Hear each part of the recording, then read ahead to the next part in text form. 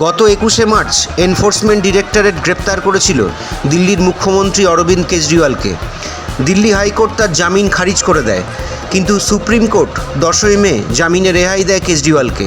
সারা দেশ জুড়ে বিরোধীদের ধরে ধরে যেভাবে জেলে পুরছিল কেন্দ্রের নরেন্দ্র মোদী সরকার, সেই প্রক্রিয়া ধাক্কা খায় সুপ্রিম কোর্টের রায়ে। আর জেল থেকে বেরিয়েই কেজরিওয়াল যে হুঙ্কার ছাড়লেন তাতে থরহরিকম্প গেরুয়া শিবিরে। मैं जल्दी आऊंगा, मैंने कहा था ना जल्दी आऊंगा, आ गया। सबसे पहले কি বললেন কেজরিওয়াল তা এক এক করে যদি বিশ্লেষণ করা যায় তাহলে আগামীতে বিধ্বংসী ঝড়ের কালো মেঘ ঘনিয়ে আসতে চলেছে নরেন্দ্র মোদীর মাথার উপর। জেল থেকে বেরিয়েই প্রথমে বজরংবলীর মন্দিরে গিয়ে পুজো দেন কেজরিওয়াল।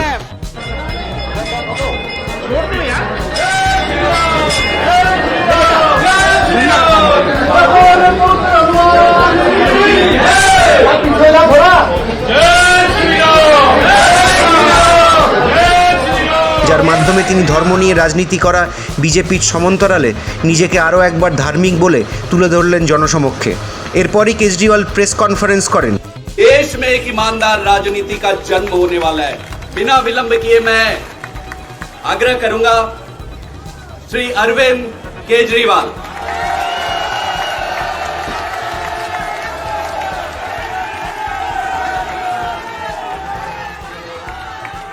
সেখান থেকে প্রথমে যেমন ভারত মাতা কি জয় স্লোগান দেন, তেমনি স্লোগান দেন ইনকিলাব জিন্দাবাদ। भारत माता की, भारत माता की, इनकलाब, वंदे वंदे।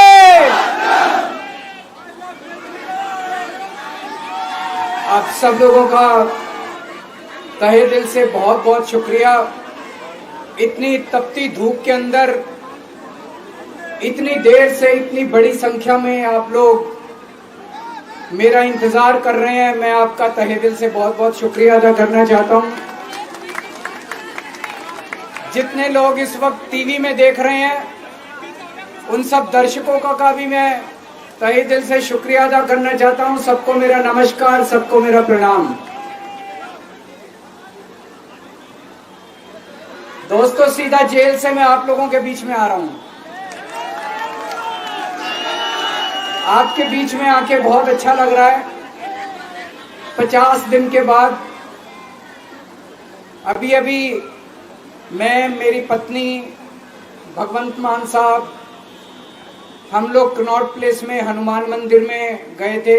हनुमान जी का आशीर्वाद लिया, उनके दर्शन किए, फिर शिव जी के मंदिर गए, शनि जी महाराज के पास गए, उनका सबका आशीर्वाद। বজরংবলীর কৃপাতেই তিনি রেহাই পেয়েছেন এবং মানুষের মাঝে ফিরে এসেছেন বলে দাবি করেন কেজরিওয়াল। हमारे ऊपर, हमारी पार्टी के ऊपर, देशवासियों के ऊपर, उन्हीं की कृपा से आज अचानक मैं आप लोगों के बीच में हूं। नहीं तो किसी को उम्मीद नहीं थी कि चुनाव के बीच में मैं जेल से बाहर आ जाऊंगा, लेकिन ऊपर बजरंगबली की कृपा है, हनुमान जी की कृपा है हम लोगों के ऊपर, और चमत्कार हुआ और आज मैं आप लोगों के बीच में हूं।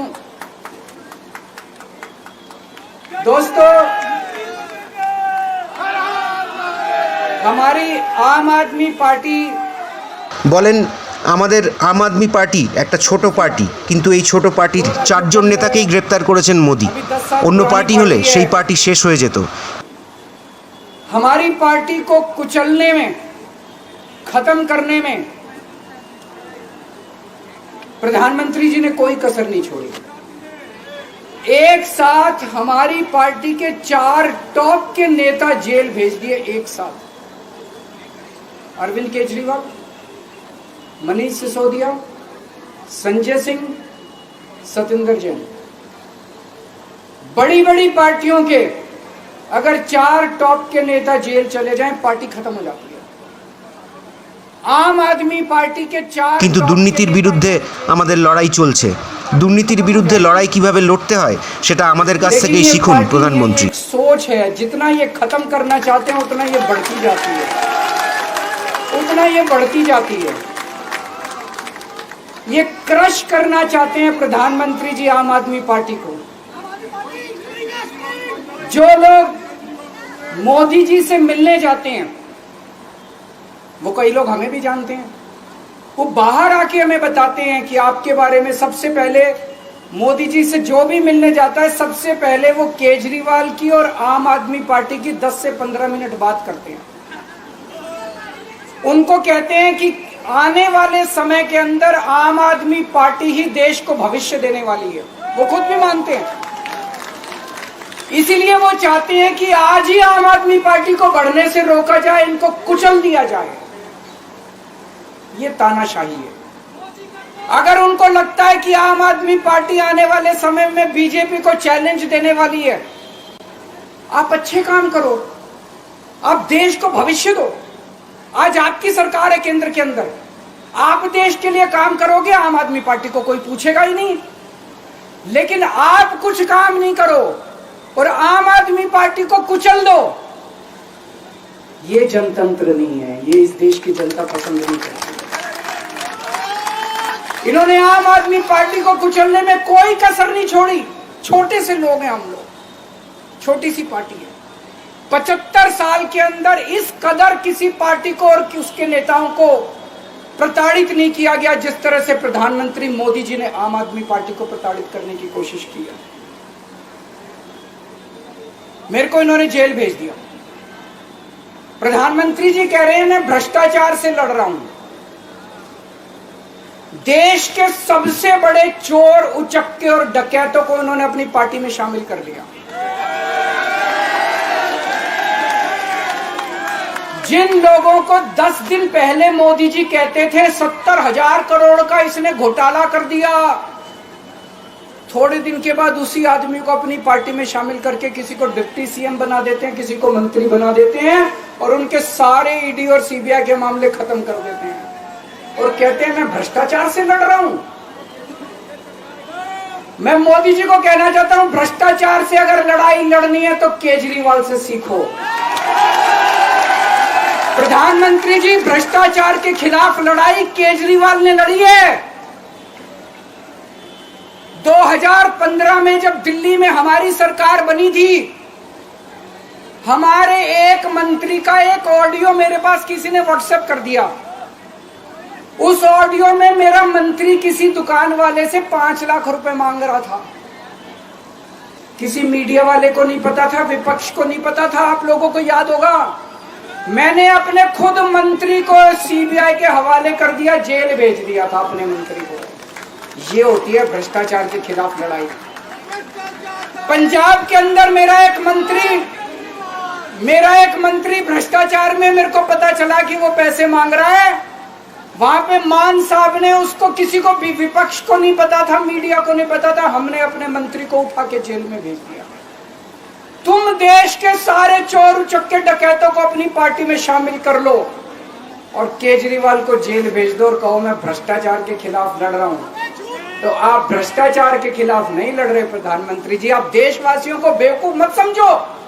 देश बच्चे बच्चे की जुबान के ऊपर हो रहा है कि सारे चोर चक्कों को अपनी पार्टी में शामिल करके और ईडी और सीबीआई के सारे केस उनके रफा दफा कर दे। केजरीवाल को क्यों गिरफ्तार किया? केजरीवाल को गिरफ्तार करके उन्होंने एक मैसेज दिया है सारे देश को कि अगर मैं केजरीवाल को गिरफ्तार कर सकता हूं तो किसी को भी गिरफ्तार कर सकता हूं। कोई केस नहीं होगा, कोई मामला नहीं होगा, तब भी मैं तुमको गिरफ्तार कर सकता हूं। एक बेहद खतरनाक मिशन चालू। মোদি যেভাবে জাতীয় নেতাদের শেষ করার চক্রান্ত করেছেন, সেই স্কিমের নাম ওয়ান নেশন ওয়ান লিডার। এটা দেশবাসীর বোঝার সময় এসেছে। की जरूरत है। उस मिशन का नाम है वन नेशन वन लीडर। देश के सारे नेताओं को खत्म करना चाहते हैं मोदी जी। দুটো স্তরেই এই কাজ করে চলেছেন নরেন্দ্র মোদী। প্রথমত উনি বিরোধী নেতাদের জেলে পুরে তাদের উপর অত্যাচার চালিয়ে তাদেরকে শেষ করতে চলেছেন। দ্বিতীয়ত তিনি শেষ করতে চান নিজেরই দলের অর্থাৎ বিজেপির নেতৃত্বদের। এটাই one nation one leader scheme.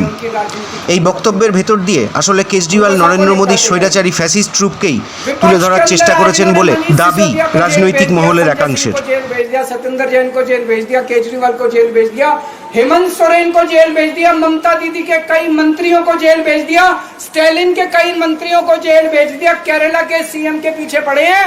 अगर ये चुनाव जीत गए, मेरे से लिखवा लो एफिडेविट के ऊपर, थोड़े दिन के बाद ममता दीदी जेल में होंगी, तेजस्वी यादव जेल में होगा, स्टैलिन साहब जेल के अंदर होंगे, पिनरई विजयन जेल के अंदर होंगे, उद्धव ठाकरे जेल के अंदर होंगे, जितने विपक्ष के नेता ये सारे जेल के अंदर होंगे। अगर ये चुनाव जीत गए, इन्होंने बीजेपी का एक नेता नहीं छोड़ा।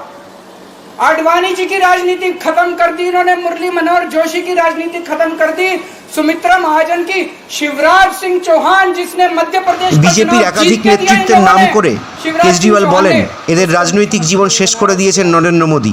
ফলে বোঝা যায় একাধারে যেমন বিরোধীদের ওপর মোদীর দমনপীড়ন, তেমনি বিজেপি দলের অন্দরে যেভাবে একচ্ছত্র আধিপত্য কায়েম করেছেন মোদী, সে সম্পর্কেও বিজেপির নেতাকর্মীদের বার্তা দেন তিনি। योगी आदित्यनाथ, अगर ये चुनाव जीत गए, मेरे से लिखवा लो, 2 महीने के अंदर उत्तर प्रदेश का मुख्यमंत्री बदल देंगे। योगी आदित्यनाथ की राजनीति खत्म करेंगे, उनको भी निपटा देंगे। यही तानाशाही है दोस्तों। 1 नेशन 1 लीडर ये चाहते हैं, एक ही तानाशाह इस देश के अंदर बचेगा, एक ही तानाशाह इस देश के अंदर बचेगा। हमारा देश बहुत महान है, 4000 5000 साल पुराना हमारा देश है। इसके पहले पिछले 4000 साल में कई मौके आए जब इस देश के ऊपर तानाशाहों ने कब्जा करने की कोशिश की, लेकिन हमारे देश के लोगों ने उन तानाशाहों का तख्ता उखाड़ के फेंक दिया। जब जब हमारे देश में ऐसा मौका आया कि तानाशाह ने हमारे देश के ऊपर कब्जा करने की कोशिश की, इस देश की जनता ने उसका तख्ता उखाड़ के फेंक दिया। आज एक तानाशाह इस देश से जनतंत्र खत्म करना चाहता है। বর্তমানে ভারতবর্ষের রাজনৈতিক পরিস্থিতি যে আসলে এক সার্বিক সংকটের মুখে দাঁড়িয়ে রয়েছে এবং এই লোকসভা নির্বাচনের লড়াই যে দেশ বাঁচানোর লড়াই, তা বারে বারে উল্লেখ করেন কেজরিওয়াল। 140 करोड़ लोगों का साथ चाहता हूं मैं। मेरे अकेले के करने से नहीं होगा। 140 आज मैं आप लोगों से भीख मांगने के लिए आया हूं, 140 करोड़ लोगों से, 140 करोड़ लोगों से भीख मांगने के लिए आया हूं। मेरे देश को बचा लो, मेरे भारतवर्ष को बचा लो, मेरा भारत बहुत महान है।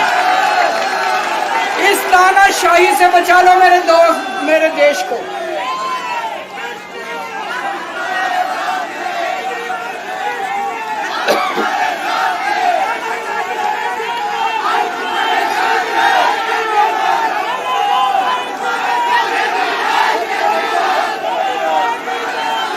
मैं सुप्रीम कोर्ट का बहुत बहुत शुक्रिया अदा करना चाहता हूं। उन्होंने 21 दिन दिए हैं, एक एक दिन में 24 घंटे हैं। मैं एक दिन में 24 में से 36 घंटे काम करूंगा, पूरे देश भर में घूमूंगा इस तानाशाही को रोकने के लिए। दोस्तों, जितनी मेरे अंदर ताकत है, मेरा सब कुछ कुर्बान है देश के लिए। मेरा तन मन धन सब कुछ कुर्बान है मेरे देश के लिए। मेरे खून का एक एक कतरा मेरे देश के लिए, मेरे शरीर का एक एक कतरा, मेरी जिंदगी का एक एक पल मेरे देश के लिए। मेरे देश को बचाने के लिए मैं पूरे देश में जाऊंगा दोस्तों। अब एक बहुत महत्वपूर्ण बात करने जा रहा हूं, उसको ध्यान से सुनना। ये लोग इंडिया गठबंधन से पूछते हैं आपका प्रधानमंत्री कौन होगा। বিজেপির আভ্যন্তরীণ সূত্রের খবর জানিয়ে কিছু কিছু মিডিয়া মুখ খুলেছেন, সেই নিয়েও কথা বলেন কেজরিওয়াল। তার দাবি অনুযায়ী যদি কোনোভাবে বিজেপি সরকারে টিকেও যায়, তবে মোদি আর প্রধানমন্ত্রী থাকছেন না, তার জায়গায় প্রধানমন্ত্রী হতে চলেছেন অমিত শাহ। সুতরাং মোদির প্রতিশ্রুতি পূরণ করার জন্য মোদি নিজেই আর থাকছেন না গদিতে। बीजेपी के अंदर मोदी जी ने 2014 में मोदी जी ने खुद ने रूल बनाया था कि बीजेपी के अंदर जो भी 75 साल का होगा उसको रिटायर कर दिया जाएगा। सबसे पहले आडवाणी जी को रिटायर किया गया, उसके बाद मुरली मनोहर जोशी जी को रिटायर किया गया, फिर सुमित्रा महाजन को रिटायर किया गया, फिर यशवंत सिन्हा को रिटायर किया गया। अब मोदी जी अगले साल 17 सितंबर को रिटायर होने वाले हैं। तो मैं बीजेपी से पूछना चाहता हूं, आपका प्रधानमंत्री का दावेदार कौन है? दोस्तों, अगले साल 17 सितंबर तक अगर इनकी सरकार बनी, तो उस पर भी आऊंगा मैं, अगर इनकी सरकार बनी तो पहले अगले 2 महीने में योगी जी को निपटाएंगे ये, और उसके बाद मोदी जी के सबसे खास अमित शाह को ये प्रधानमंत्री बनाएंगे। तो मैं लोगों को, देश के लोगों को आगाह करना चाहता हूं, मोदी जी अपने लिए वोट नहीं मांग रहे, मोदी जी अमित शाह को प्रधानमंत्री बनाने के लिए वोट मांग रहे हैं। मैं पूछना चाहता हूं मोदी जी से और अमित शाह जी से, ये मोदी की गारंटी पूरी कौन करेगा? क्या अमित शाह मोदी की गारंटी पूरी करेंगे? जब आप अगर जो वैसे तो मेरे को लगता है, मैं भी आऊंगा उसके ऊपर, मुझे नहीं लगता इनकी सरकार बन रही है, लेकिन जो बीजेपी को वोट देने जाएं वो ये सोच के जाना कि आप मोदी जी के नाम पे वोट नहीं दे रहे, आप अमित शाह के नाम पे वोट दे रहे।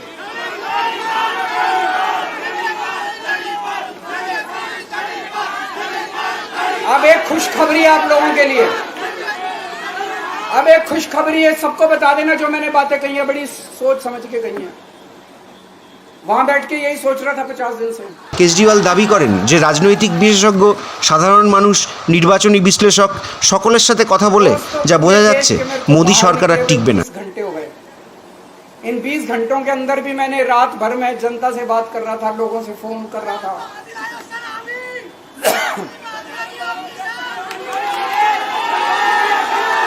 क्या बोल रहे? रात को आंधी आई थी,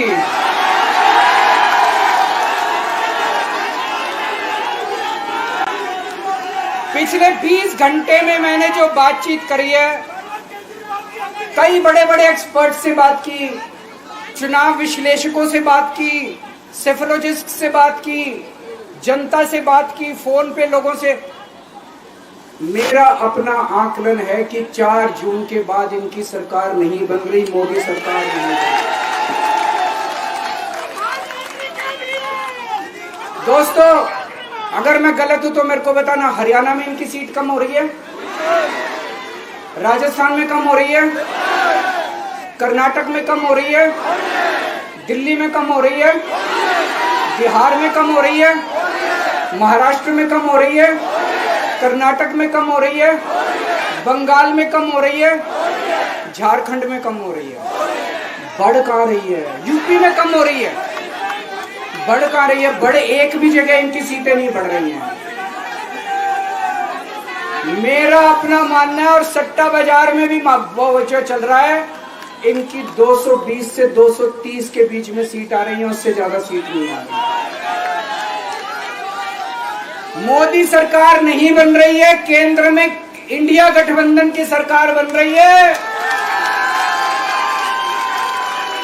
आम आदमी पार्टी उस सरकार का हिस्सा होगी, दिल्ली को पूर्ण राज्य दिलाएंगे। কেজরিওয়াল এই মঞ্চ থেকেই গণতন্ত্র বাঁচানোর এক বিরাট সংকল্প করলেন ও স্বৈরাচারের বিরুদ্ধে লড়াইয়ের খোলা ডাক দিলেন। दिल्ली के लोगों का एलजी होगा, दिल्ली के लोगों का विकास होगा। एक और पॉइंट है, जब मैं जेल के अंदर था तो कुछ लोगों ने यह मुद्दा उठाया, केजरीवाल सीएम पद से इस्तीफा क्यों नहीं देता। दोस्तों, केजरीवाल को कभी किसी पद का लालच नहीं हुआ। मैं आप मंत्री, मुख्यमंत्री, प्रधानमंत्री ये सब बनने नहीं आया। इनकम टैक्स में कमिश्नर की नौकरी करता था, कमिश्नर की नौकरी छोड़ के दिल्ली की झुग्गियों के अंदर 1 नहीं, 2 नहीं, 3 नहीं, 10 साल तक मैंने दिल्ली की झुग्गियों के अंदर काम किया है, सुंदर नगरी और नंद नगर की झुग्गियों के अंदर, इनकम टैक्स कमिश्नर की नौकरी छोड़ के। जब मेरे को दिल्ली की जनता ने पहली बार सीएम बनाया, असूलों के ऊपर 49 दिन के अंदर सीएम पद से इस्तीफा दे दिया था। एक चपरासी की नौकरी कोई नहीं छोड़ता, सीएम बनने के लिए लोग अपना दायां हाथ कटाने के लिए तैयार होते हैं। मैंने खुद से अपने आप सीएम की कुर्सी को लात मार दी थी 49 दिन के अंदर। मेरे लिए सीएम पद इंपॉर्टेंट नहीं है। आज मैंने सीएम पद से इस्तीफा क्यों नहीं दिया जेल जाने के बाद? दोस्तों, पिछले 75 साल में भारतवर्ष में इतने राज्यों के चुनाव हुए, दिल्ली के अंदर सबसे ऐतिहासिक बहुमत से आम आदमी पार्टी जीती। 55-56% वोट, एक बार 67 सीट, एक बार 62 सीट।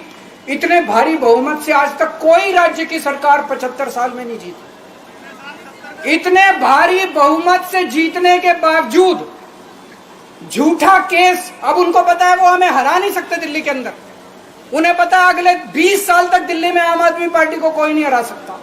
तो उन्होंने एक षड्यंत्र रचा, राजनीतिक षड्यंत्र रचा। केजरीवाल को झूठे केस में जेल भेज दो, केजरीवाल को इस्तीफा देना पड़ेगा, केजरीवाल की सरकार गिर जाएगी। उन्होंने ये षड्यंत्र रचा। मैंने कहा मैं भी इस्तीफा नहीं दूंगा।